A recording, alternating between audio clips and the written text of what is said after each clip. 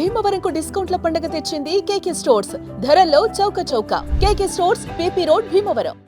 పశ్చిమ భారతంలో ఉద్విగ్నభరిత సన్నివేశం నెలకొని ఉంది. పాకిస్తాన్తో యుద్ధం జరుగుతున్నటువంటి పరిస్థితి. అధికారికంగా యుద్ధం అని ప్రకటించకపోయినా దాదాపుగా యుద్ధ వాతావరణం ఉన్న నేపథ్యంలో పశ్చిమ భారతంలో ఉన్నటువంటి అనేక నగరాల్లో భారత ప్రభుత్వం హై అలర్ట్ ప్రకటించింది. అలానే ఇండియన్ ఆర్మీ బ్లాక్అవుట్ కింద కూడా డిక్లేర్ చేసింది. సాయంత్రం 5 గంటల నుంచి చాలా ప్రాంతాల్లో చీకటిలో మగ్గుతున్నటువంటి పరిస్థితుల్లో కనిపిస్తున్నాయి. ఎందుకంటే ఇక్కడ జరిగేటువంటి ఏ రకమైనటువంటి వెలుగు సూచించే ప్రక్రియ ఏది ఉన్నా కానీ అక్కడ ఖచ్చితంగా ఆందోళనలకి దారితీసేటువంటి అవకాశం ఉండొచ్చు. ఎందుకంటే శత్రు సైన్యాలు వాటిని లక్ష్యం చేసుకునేటువంటి అవకాశం ఉండొచ్చు. ఈ నేపథ్యంలోనే 1 కాదు 2 కాదు అన్ని జిల్లాల్లో అన్ని రాష్ట్రాల్లో ఉన్నటువంటి నగరాలపైన కూడా ఫోకస్ పెట్టింది. అలానే ఇక్కడ జరుగుతున్నటువంటి విధ్వంసానికి సంబంధించినటువంటి అంశాలను ఇండియన్ ఆర్మీ ఎప్పటికప్పుడు కూడా షేర్ చేస్తుంది.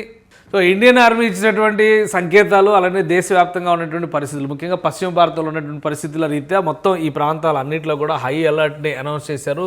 ఇక్కడ గుజరాత్ మొదలుకొని రాజస్థాన్, అలానే పంజాబ్, జమ్మూ కాశ్మీర్ ప్రాంతంలో ఉన్నటువంటి నగరాలు, జమ్మూ, అవంతిపుర, అలానే శ్రీనగర్, ఇక్కడ ఉన్నటువంటి పఠాన్కోట్, అమృత్సర్, ఆదంపూర్, జలంధర్, చండీగఢ్, కపుర్తలా, పంజాబ్లో ఉన్నటువంటి లుధియానా, బఠిండా, ఇవి రాజస్థాన్లోకి వచ్చేటువంటి నగరాలు కొన్ని చూస్తే కనుక నాల్, ఫలోది, జైసల్మీర్, వీటన్నిటిలో కూడా చాలా హై అలర్ట్ని అనౌన్స్ చేశారు.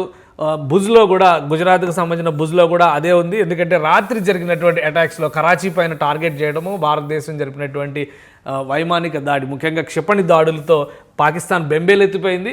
అక్కడ ఖచ్చితంగా యుద్ధానికి దిగేటువంటి అవకాశం ఉండొచ్చు అనేటువంటి సంకేతాలు ఉన్నాయి. ఈ నేపథ్యంలోనే జైసల్మీర్ దగ్గర నుంచి అనేక నగరాల్లో బ్లాక్అవుట్ ప్రకటించారు.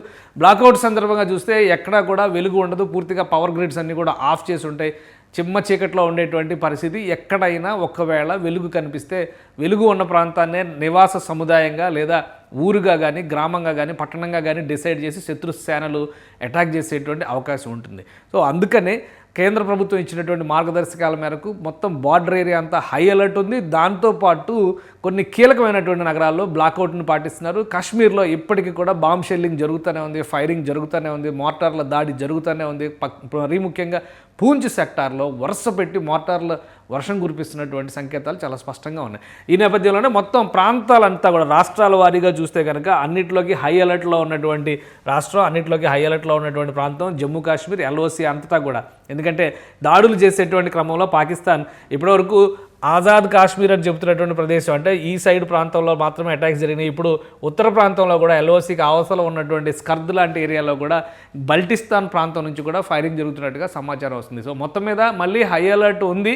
ఓవరాల్గా పాకిస్తాన్కి కుదేలైనటువంటి పరిస్థితి ఉంది. కీలకమైన నగరాలన్నీ కూడా దెబ్బతిన్న పరిస్థితి ఉంది. నగరాల్లో కీలకమైనటువంటి సైనిక స్థావరాలనే టార్గెట్ చేసి భారత సైన్యం అటాక్ చేసింది. అయినప్పటికీ కూడా పాకిస్తాన్ డాంబికాలు పోతుంది, ఫైరింగ్ మాత్రం కంటిన్యూ చేస్తుంది. కాబట్టి రాత్రంతా హై అలర్ట్ తప్పదనేటువంటి సంకేతాలని భారత ఆర్మీ ఇప్పటికే ఇచ్చింది. దీనికి తగ్గట్టుగా పౌరులు కానీ, స్థానిక యంత్రాంగం కానీ హై అలర్ట్ మెయింటైన్ చేయాల్సినటువంటి పరిస్థితి స్పష్టంగా ఉంది. సుమన్ టీవీలో మీ పర్సనల్ అండ్ బిజినెస్ ప్రమోషన్స్ కోసం కింది నెంబర్కి కాంటాక్ట్ చేయండి.